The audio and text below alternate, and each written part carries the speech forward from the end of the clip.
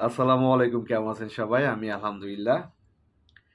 তাণ্ডব নিয়ে একটু কথা বলি, তাই না? তাণ্ডব নিয়ে কথা কম বলি কেন জানেন? বরবাদ এখন রানিং। বরবাদ ফাটাইতেছে ভাই, ফাটাইতেছে বরবাদ। বরবাদ এমন একটা সিনেমা হয়েছে, অনেকের গা জ্বালা ধরে গেছে। অনেকের গা জ্বালা ধরে গেছে। কিছু ফাজিল গ্রুপ আছে না, এদের গা জ্বালা ধরছে। এরা চাইছিল রায়হান রাবির সাথে ঝামেলা করাই দিতে হৃদয়।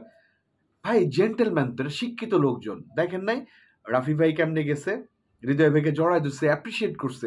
শিক্ষিত লোকের এই একটা সুবিধা আছে, তারা অ্যাপ্রিসিয়েট করতে জানে, তারা জানে যে হচ্ছে একটা ভালো সিনেমা বানাইছে, তাকে সাপোর্ট দিই।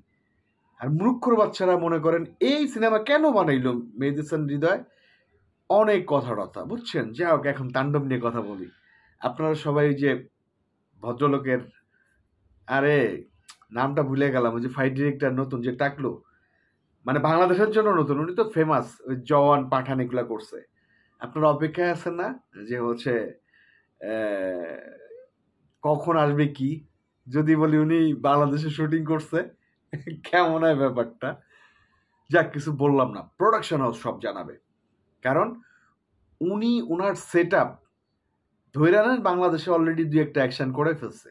ধইরা নেন, ধইরা নেন। এবং কি যে হতে যাচ্ছে বরবাদ, আমি বললাম না, আমি জাস্ট একটু ক্লু দিছিলাম যে আমি একটা ফাইট দেখছি, কিন্তু ওনার ডিরেকশনেই, যার কথা বলতেছেন। ভদ্রলোকের নাম মনে আসতেছে না, আমি আম, আরে নামটা মনে আসতেছে না। উনার ফাইট ডিরেকশনে আমি ফাইট দেখছি কিন্তু, তাণ্ডবের। রাফি ভাই আমাকে দেখাইছে। তো রাফি ভাই তো জেন্টেলম্যান এবং খুব বড় ডিরেক্টর কিন্তু, মানে ওনার চিন্তা ভাবনা কিন্তু অন্যরকম। আল্লাহ ওনাকে মেধা দিছে। উনি যে সিনেমাটা তৈরি করতেছে তাণ্ডব, উনি তো জানে, উনি বরবাদ দেখছে না একবার না, একাধিকবার দেখছে। তো উনি তো জানে যে আসলে আমারে তুফান, শুনেন এখানে বেসিক একটা কথা বলি, কেউ অন্যভাবে নিয়েন না। প্রিয়তমা অন্য জনরার সিনেমা, প্রিয়তমা দেখে তুফান সৃষ্টি হয় নাই। তুফান দেখে কিন্তু অন্য অনেক কিছু সৃষ্টি হইতেছে। আর বরবাদের কথা বলবেন, বরবাদ হচ্ছে মেজর সঞ্জিতার অনেক আগের, 5 বছর আগের প্ল্যানিং। বরবাদ কিন্তু তুফান দেখার পরে প্ল্যানিং না, 5 বছর আগের প্ল্যানিং। অর্থাৎ এদের রেসপেক্ট করতে হবে, একজন রায়হান রাফিকে রেসপেক্ট করতে হবে, একজন মেজর সঞ্জিতাকে রেসপেক্ট করতে হবে, আলাদা আলাদা জনটার আলাদা আলাদা রাখতে হবে। একজন একজন হিমেল আশরাফকে রেসপেক্ট করতে হবে, আলাদা ব্যাপার। ওই তুফান দেখে কিন্তু বরবাদ হয় নাই, বরবাদ আলাদাভাবে সৃষ্টি হয়েছে, প্রিয়তমা আলাদাভাবে সৃষ্টি হয়েছে। প্রিয়তমার জন্য যে তুফানের বাজেট বাড়ছে তা না। একটা কথা বলেন ভাই, তুফানের আগে কখনো কেউ কি ভাবছে সাকিব ভাইকে এভাবে ব্যবহার করা যায়? ওই যে একটা কন্ট্রোভার্সি হচ্ছিল যে একজন ভালো আর্টিস্ট যা তা করতে পারে, আমি কিন্তু এটা প্রতিবাদ করছিলাম। ওই যে ফজলুর রহমান বাবু বলছিল, বাবু ভাই বলছিল যে একজন আর্টিস্ট কখনো ডিরেক্টর তৈরি করতে পারে না, তীব্র বিরোধিতা করছিলাম। কারণ রায়হান রাফির মাধ্যমে কিন্তু তুফান সৃষ্টি হয়েছে। হ্যাঁ, বলতে পারেন সাকিব ভাই না হলে তুফান হইতো না, অবশ্যই হইতো না। সাকিব ভাই না হলে বরবাদ হইতো না। একজন ভালো আর্টিস্ট আর একজন ভালো ডিরেক্টর যখন এক হয়ে যায়, তখন কিন্তু গেম ওভার হয়ে যায়। সাকিব ভাই এই এফডিসি কিছু হাগুদের তো শিডিউল দেয় না, কেন দেয় না? জানে ওরা ঘু বানাবে, জানে ওরা ঘু বানাবে, এই জন্য ওনাদের ডেট দেয় না। তো সাকিব ভাই কেন এই ইয়াং জেনারেশনের প্রতি যুক্তেছে? সাকিব ভাই জানে এরা মেধাবী। ঠিক এই তুফানের পরে তাণ্ডব, বললাম না একটা ফাইট দেখছি ভাই, মানে জাস্ট মাইন্ড ব্লোয়িং। আমার রাফি ভাই বলতেছে দেখেন ফাইটটা দেখেন, কারণ আপনি তো রিয়েল ফাইটার, আপনি দেখেন। দেখে আমি বললাম ভাই একের ক, একের ক। তো আমার কথা হলো যে ভাইয়া, যারা কিছু কিছু দেখি কমেন্ট টমেন্ট আসে, মানে গাইতা নিচ্ছে রবি বর্মা, রবি বর্মা, এ বর্মা ও বর্মা।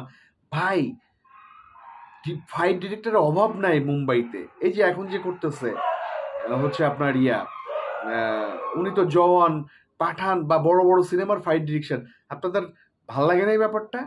রায়ান রাফি যে বড় বড় জায়গার চমক দিল, এটা চমক ভাই।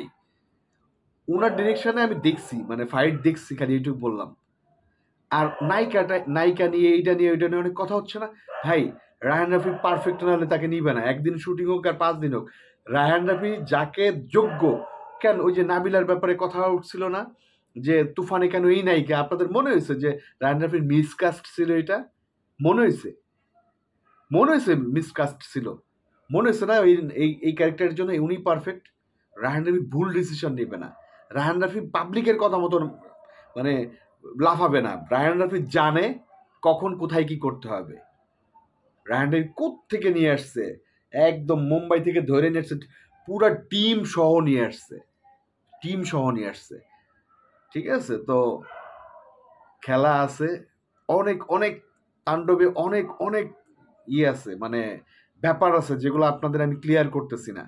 আমি জানি, পার্সোনালি আমি জানি তাণ্ডব কি হচ্ছে, সেটা আমি জানি। কারণ রায়হান রাফি দেখে নাই বরবাদের মতো সিনেমা বাংলাদেশে হইছে, হয় নাই, মানে ইন্টারন্যাশনাল মানে এটা সিনেমা। তো এই যে তুফান দিয়ে শুরু হয়েছিল যে ঝড়, প্রিয়তমা আলাদা, প্রিয়তমা দিয়ে তুফান সৃষ্টি হয়নি, খালি এটুকু বললাম। রায়হান রাফির মেধা দিয়ে তুফান সৃষ্টি হয়েছে, রায়হান রাফির মেধা দিয়ে তাণ্ডব সৃষ্টি হচ্ছে। বরবাদ একজন মেহেদী হাসানের মেধা দিয়ে বের হয়েছে, পরের প্রজেক্ট আরো বড় আসবে। এই যে ইয়াং জেনারেশন এরা বের হচ্ছে না, এরা এক একটা আগুন, এই আগুনদের না এই হাগু গ্রুপ সহ্য করতে পারে না। রায়হান রাফির কথা বদনাম করে দেখেন কিছু লোকজন, আবার ইয়ের কথা বদনাম করে, এই যে মেহেদী হাসান হৃদয়ের কথা, এমরাহিম, ওনাদের সাথে কাজ হবে, এমরাহিমের সাথেও কাজ হবে। তাণ্ডব জাস্ট তাণ্ডব চালাবে, আমি খালি এইটুকু বললাম। ওনার একটা ফাইট দেখলাম আমি, যেটা দেখে আমি হতভম্ব হয়ে গেছে। আমারে জাস্ট রাফি ভাই বললো কেমন হয়েছে, তাই আমি বললাম যে ভাই মাইন্ড ব্লোয়িং। তো টোটাল কাজটাই এইভাবে হবে। রায়হান রাফির প্রত্যেকটা কাস্টিং, প্রত্যেকটা ডিসিশনকে আপনাকে স্যালুট করতে হবে। আপনাদের কথা মতো কিন্তু উনি একে ওকে আনে নাই, ধৈর্য আনছে মুম্বাই থেকে। আমি সত্যি কথা, আমি সরি, আমি ওনার নামটা মনে করতে পারতেছি না, খুব কঠিন নাম, ঠিক আছে, খুব কঠিন নাম। তো হচ্ছে নামটা মনে আসতেছে না, বাট দুর্দান্ত কাজ হচ্ছে, খালি এইটুকু বললাম, দুর্দান্ত কাজ হচ্ছে তাণ্ডব জাস্ট ফাটাবে, মাথায় রেখেন। রায়হান রাফি গেমটা কিন্তু খেলে দিবে। তুফান দিয়ে যেমন একটা নতুন সাকিব ভাইকে পাইছিলেন না, তাণ্ডব দিয়ে আর একটা নতুন সাকিব খানকে পাবেন, এইটুকু বলে দিলাম। ধন্যবাদ, আসসালামু আলাইকুম।